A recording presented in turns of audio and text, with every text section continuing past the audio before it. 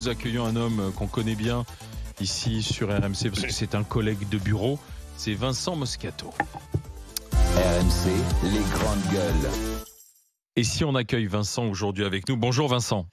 Comment ça va? Ça va, merci. Merci d'être avec nous, merci d'être dans les GG avec Charles Consigny, avec Bruno Pomar et avec Mourad Boudjelal. C'est parce que ce soir est diffusé sur RMC Découverte, c'est nos petits voisins là sur le canal de la TNT, c'est la 24.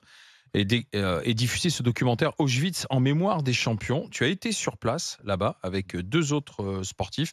C'est très très dur, c'est vrai? Ouais, c'est un peu raide, c'est dur parce que d'abord, on parlait des champions, puis on parle de cette tragédie, cette horreur qui a eu lieu. On se demande encore comment ce genre de choses a pu être possible, quoi. Il y a eu un mauvais alignement des planètes de quelques mecs horribles qui se sont rencontrés, qui étaient nés en même temps avant la guerre de 14 et qui avaient le sang en eux. Et comment c'est inimaginable. Quand tu vas là-bas, moi j'ai été un peu passionné à mon niveau de cette histoire. On a tous vu la liste de Schindler et tout. Quand tu te rends sur place, tu te dis comment des gens ont pu arriver à créer l'effroyable. Donc là, on y a été pour ces sportifs, pour Young Perez. Moi, j'y allais pour Young Perez, puisque je suis passionné de boxe, pour Nakache et pour Hirsch, qui avait été justement... Hirsch, c'est encore une histoire encore fabuleuse, parce que... Horrible, quand je dis fabuleux, horrible, parce qu'il était capitaine de l'équipe d'Allemagne. Il avait fait la guerre de 14. Du côté, il avait été un grand soldat de la Grande Guerre, un grand soldat prussien. Il avait été décoré de la Croix de Fer, qui est un truc de courage, quoi, je veux dire, pour les Allemands.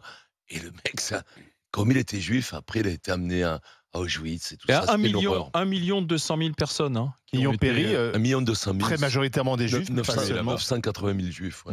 Mais après, quand on arrive sur place, et puis après les déportés politiques. On voit ces images très très saisissantes, le chemin de fer qui arrive jusqu'au camp. Mais quand on est sur place, qu'est-ce qu'on ressent? Les barbelés, le décor. Tu ressens déjà, nous on y a été en janvier, donc le froid, la neige. Tu vois, tu rentres.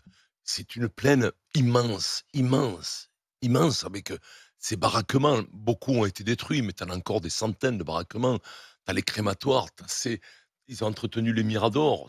C'est quelque chose, tu es plongé dans le... Il faisait moins 10. Il faut savoir que l'évacuation du camp où est mort, puisque c'est moi ce qui m'intéressait un peu aussi, au-delà de la grande histoire, c'était Young Perez, ce qu'il avait vécu, ce Tunisien, franco-tunisien. C'était un poids coq, c'était un boxeur poids coq. C'est Brahim Asloum. Tu vois, quand Brahim Asloum, c'est le même gabarit que Brahim Asloum. Et comment il a une cinquantaine de kilos. Quand il est arrivé sur place, comment ça s'est passé pour lui? Ça s'est passé, c'était terrible parce que il a été champion du monde. La nuit parisienne un peu l'a coulé, un peu, parce que c'est un gars qui était né dans les années, au début du siècle, quoi. Et il arrive à Auschwitz, il a 32 ans. Mais il a déjà été champion du monde. Donc quand tu es champion du monde en sport, et surtout en boxe, tu as l'impression que tu es le roi du monde, que rien ne peut t'arriver, que malgré les lois raciales et tout, tu passeras à travers. Tu vois, il pouvait revenir en Tunisie, tout ça, mais il est resté là parce que tu as 30 ans, tu penses que tu... Et là, il arrive là, c'est l'horreur. Il fait, écoutez-moi bien, il fait 130 combats en à peu près 15-18 mois. Je ne sais pas si vous imaginez. En fait, il servait de divertissement. On le dit. Toi, tu es champion du monde. Tous les 3 jours. Quoi. Tous les 3. Voilà, on va te faire combattre. Tu vas nous régaler un peu. Quoi. Moi, j'ai été un piètre boxeur. J'ai fait ça pour l'aventure. Comme j'ai été expulsé au rugby, j'ai fait 10, 11 combats, 130 combats psychologiquement. Et il boxait. Il faisait 50 kilos en bouffant mal, en étant. Il boxait contre des SS, des gros lards de 100 kilos. Qui étaient débouchés, enfin, le nombre de traumatismes, de nez cassés, de dents arrachées, qu'il a dû subir, ce mec. 130 combats. Mets-toi dans une position d'un mec qui va se battre tous les jours. Un gladiateur, une bête de foi. Tous les jours, on l'oblige à aller se battre. Ce mec-là, pendant qu'à côté, on extermine. On extermine, il y a la cheminée qui fume. Tous tes compagnons de camp, quoi. À côté, là où il y avait le ring, j'étais à l'endroit où il y avait le ring, il y avait une poutre le long où il pendait tous les jours devant tous les prisonniers alignés, 5 mecs, 6 mecs, 7 mecs, selon le bon vouloir. On est dans ce qui est réel pour nous, qui avons vécu tout le temps dans un pays en liberté. Confortable. Il y a de tout, parce que l'homme est l'homme.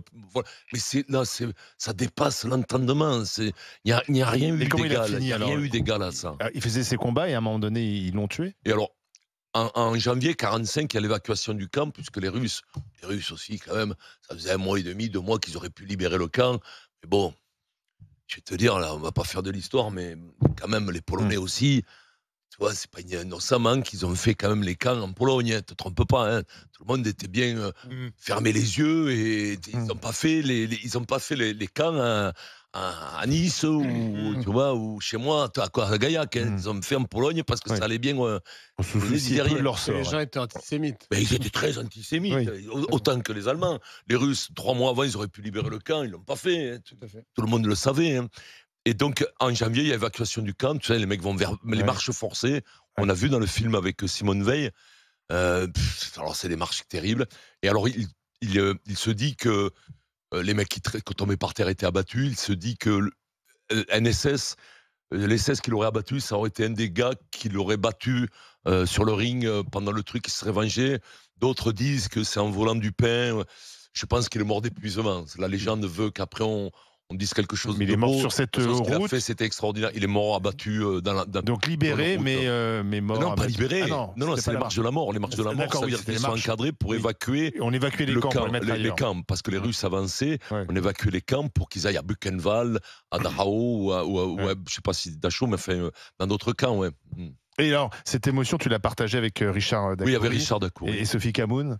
Sophie Camoun. Et le fait d'être à 3, comment vous avez partagé votre expérience c'est dur parce que tu as des moments quand même, quand tu es là-bas, le mec, on était avec Léon. Léon qui a un nom polonais, donc je me risquerai pas au nom, vous connaissez mes difficultés pour les noms.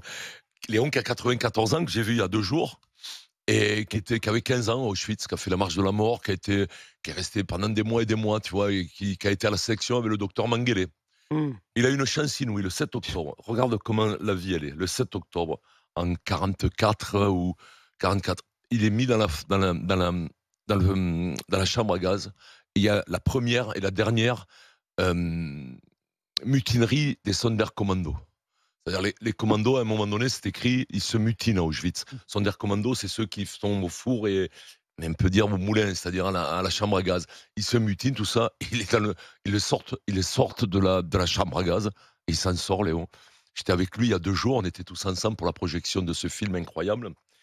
C'était émouvant. Il a 94-95 ans. Il a une santé pas possible. Avec Richard Dacoury et Sophie, on l'a accompagné. On était beaucoup. Il y avait Mormec, il y avait beaucoup de sportifs. Il y avait Denis Charvet qui était avec nous.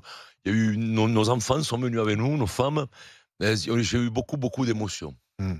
Toi qui est costaud, solide, je sais. Oui, mais ça n'a rien à voir. T'as craqué. Ah ouais, oui, parce que c'est tellement triste, c'est tellement triste. Qu'on ait fait ça aux gens, aux juifs, c'est d'une tristesse. Que l'être humain ait pu mettre ça en marche de manière industrielle, et que ça a duré, quoi. Et que, je vais te dire un truc, ça n'engage que moi. À côté d'Auschwitz, des barrières, il y a des lotissements, des balançoires pour les gosses. C'est-à-dire qu'il y a des gens qu'on construit, qui vivent à côté. Tu te dis, les Polacs, quand même. Alors bien sûr, on ne fera pas l'amalgame, le monde n'est pas... Mais quand même, quoi. Tu te vois, toi, d'acheter un morceau de terrain... Ça ne les dérange pas. Mais ça ne les dérange pas. Tu te vois, toi, acheter...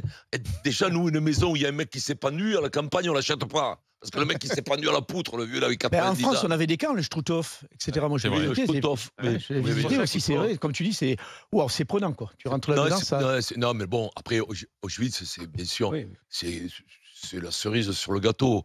C'est ce qui se fait de pire. Et quand tu passes là, il faut faire passer les gens, parce qu'on peut être en désaccord avec les politiques d'un pays ou d'un autre.